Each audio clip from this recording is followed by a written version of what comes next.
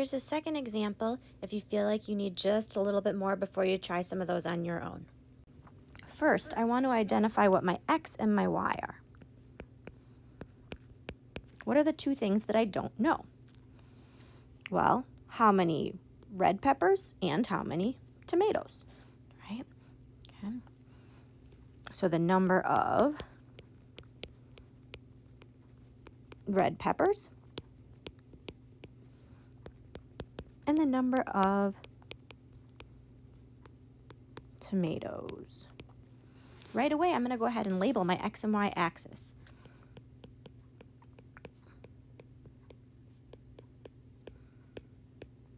The number of red peppers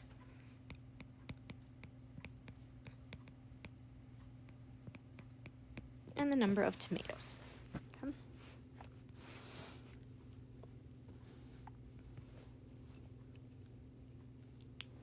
Per pound, so really the pounds of peppers and the pounds of tomatoes. Right.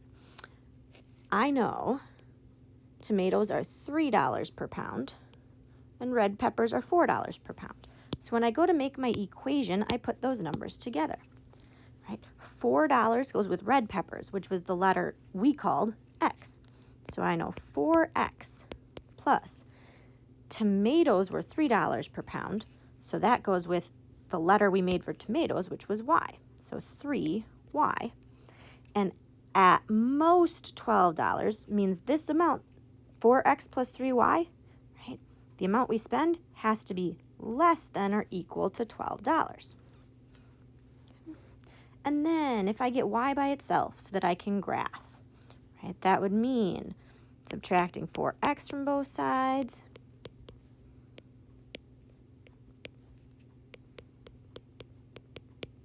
and dividing everything by 3. So Y is less than or equal to negative 4/3 X plus 12 divided by 3 is 4. So there's my inequality that I can graph. I know my slope is negative 4/3.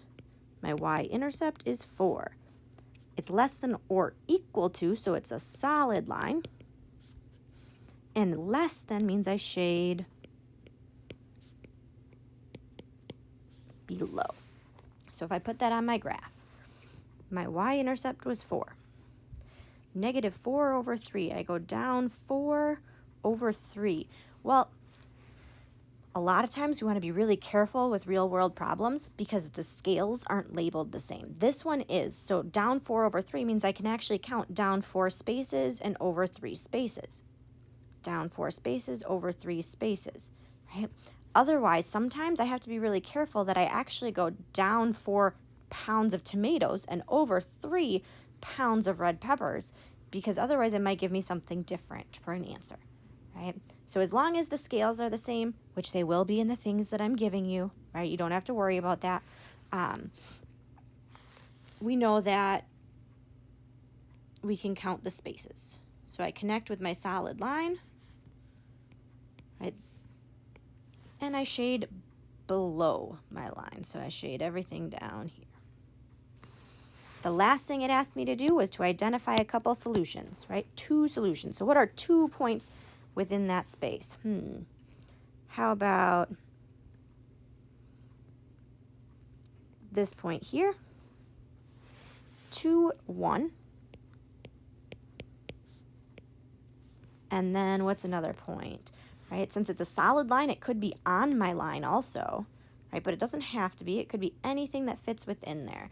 Well, if my goal is to make a lot of salsa, right, I probably want some of each, right? So I don't want to go 0 of 1. Well, another nice point maybe on my line is this one.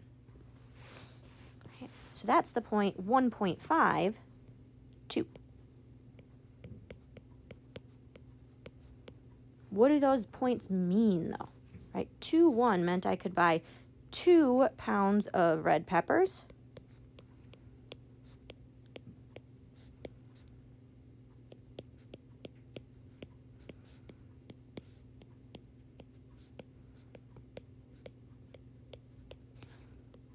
And 1 pound of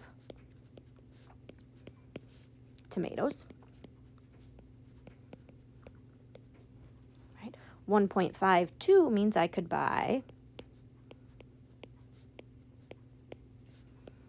1.5 pounds of red peppers.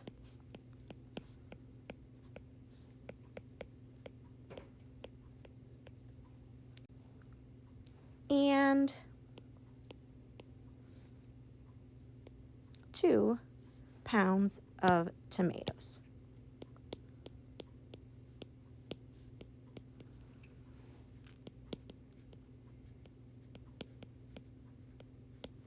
Again, our solutions are just possible things that fall in our shaded area.